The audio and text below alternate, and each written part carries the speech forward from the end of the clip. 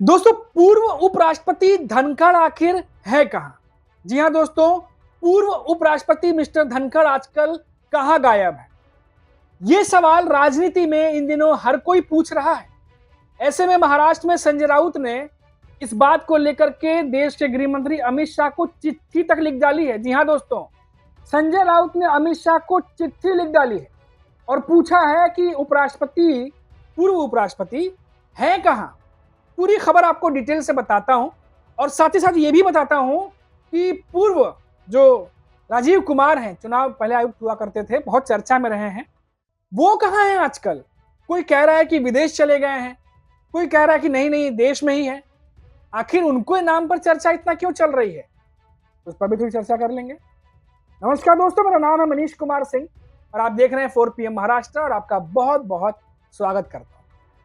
दोस्तों, शिवसेना उद्धव बाला साहब ठाकरे यूबीटी पक्ष के नेता हैं और राज्यसभा सांसद हैं संजय राउत पूर्व उपराष्ट्रपति जगदीप धनखड़ से संपर्क करने की आजकल कोशिशें कर रहे हैं।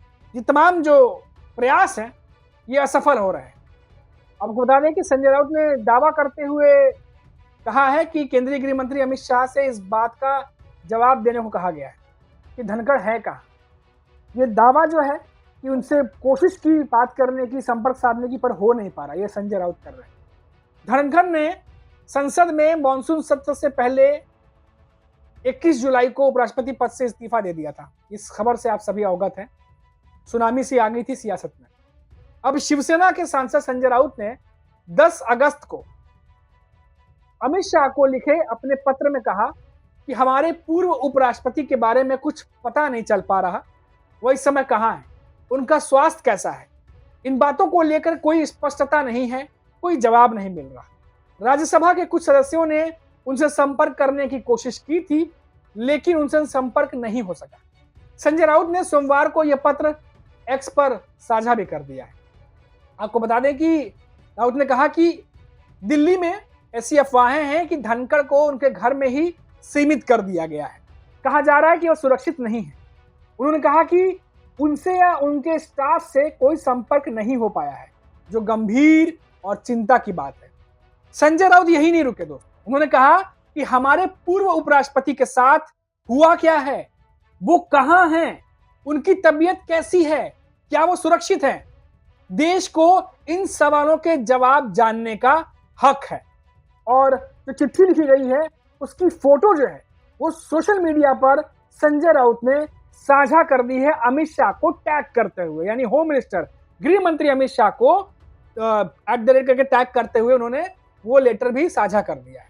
अब शिवसेना यूबीटी प्रमुख उद्धव ठाकरे ने भी धनखड़ के बारे में पिछले हफ्ते सवाल उठाया था।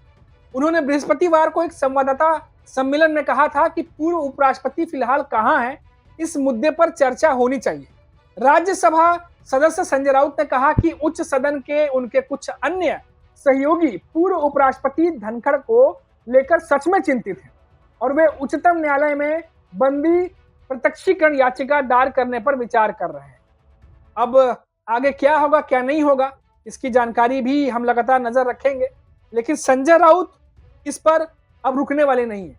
उन्होंने कहा कि उच्चतम न्यायालय का रुख करने से पहले मैंने गृह मंत्री से जानकारी मांगना उचित समझा। मुझे उम्मीद है कि आप अमित शाह मेरी भावनाओं को समझेंगे और बताएंगे कि धनखड़ कहां है तथा साथ ही उनकी सुरक्षा और स्वास्थ्य से जुड़ी सही जानकारी उपलब्ध कराएंगे।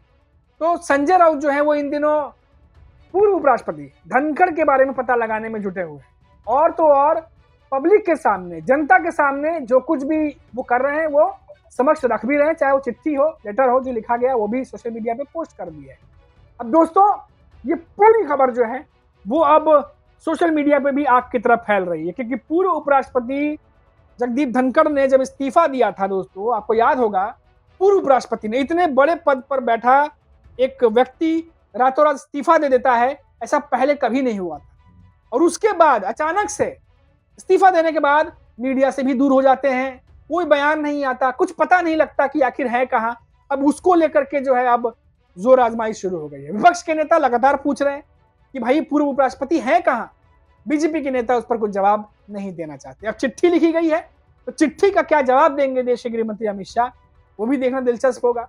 हालांकि बीजेपी के नेताओं की तरफ से ऐसा कुछ भी नहीं कहा गया कि चिट्ठी लिखी गई है, कुछ जानकारी मांगी गई है। ये जानकारी संजय राउत ने चिट्ठी लिखने के बाद साझा की है और खुद बताया है सामने आकर के कि क्या क्या चीजें उन्होंने कही हैं और क्या चिट्ठी में लिखा है। वो चिट्ठी भी सोशल मीडिया पे डाली हुई है। अब दोस्तों ऐसी एक खबर नहीं बल्कि उद्धव ठाकरे की शिवसेना के ही एक और नेता है। हालांकि उद्धव ठाकरे की शिवसेना से कोई बोलता है तो उद्धव गुट की ही बात कही जाती है कि उनकी तरफ से कहा गया है कि पूर्व चुनाव आयुक्त राजीव कुमार कहाँ है, उनके बारे में पता नहीं लग रहा, न वो कोई बयान दे रहे हैं। जब वो पद पे हुआ करते थे तो कहते थे कि जब अपने स्कूलों की बात करते थे तो कहते थे कि हम स्कूलों में किस तरह जाया करते थे, किन विषम परिस्थितियों में हमने पढ़ाई की है। और ऐसा ही कुछ वो चाहते हैं कि वापस से वो समय आए और इस तरीके से कुछ मजबूत रूटेड जगहों से जाकर के जो है वो थोड़ा सा ऐसे बच्चों को परवरिश और पढ़ाई लिखाई कराएं। बहुत जमीनी लेवल की बात किया करते थे, लेकिन आजकल कहीं दिखाई नहीं देते, न सुनाई देते हैं। जबकि उन्हीं की कार्यकाल में हुए चुनावों को लेकर के दिन रात दंगल चल रहा है, दिन रात विपक्ष पक्ष लड़ रहे हैं। सवाल चुनाव आयोग से किया जा रहा है, जवाब बीजेपी दे रही है। तस्वीरें आप लगातार देख रहे हैं, क्या कुछ चल रहा है दिल्ली में, क्या कुछ चल रहा है महाराष्ट्र में। कभी राहुल गांधी प्रेस कॉन्फ्रेंस करते हैं, फिर शरद पवार यहां खुलासा करते हैं, फिर राहुल गांधी के साथ इंडिया गठबंधन चढ़ाई कर देता है, संसद से लेकर सड़क तक, फिर अरेस्ट किया जाता है। उसके अगले दिन आज यानी कि उद्धव ठाकरे खुद खुलासा करते हैं कि जब वो गठबंधन में थे तो बीजेपी के नेता उनको बताते थे कि ईवीएम कैसे हैक कर सकते हैं। तो ये जो सियासत है अब ये दो धारी तलवार की तरह हो गई है दोस्तों। बीजेपी के ही कुछ नेताओं के पूर्व में दिए बयान गले की हड्डी बन रहे हैं, तो दूसरी तरफ दिल्ली से लेकर महाराष्ट्र तक बीजेपी अब इन दिनों घिरी नजर आ रही है।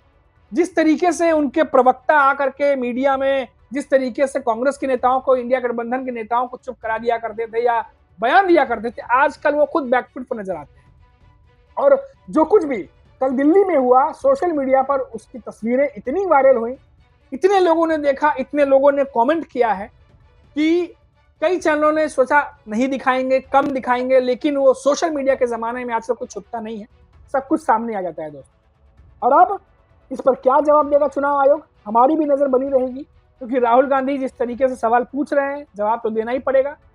अब महाराष्ट्र में भी बड़े नेता उद्धव ठाकरे से लेकर शरद पवार तक सब राहुल गांधी के साथ खड़े नजर आ रहे हैं और चुनाव आयोग से सवाल पूछ रहे हैं। गंभीर सवाल है, जवाब भी गंभीर दीजिए, साफ तौर पर कहा जा रहा है चुनाव आयोग से। अब ये गोल मटोल बातें नहीं चलेंगी। तो जो भी अपडेट होगी हम जैसा कि हमेशा लेकर के आते हैं फिर लेके हाजिर हो जाएंगे। अभी के लिए इतना ही।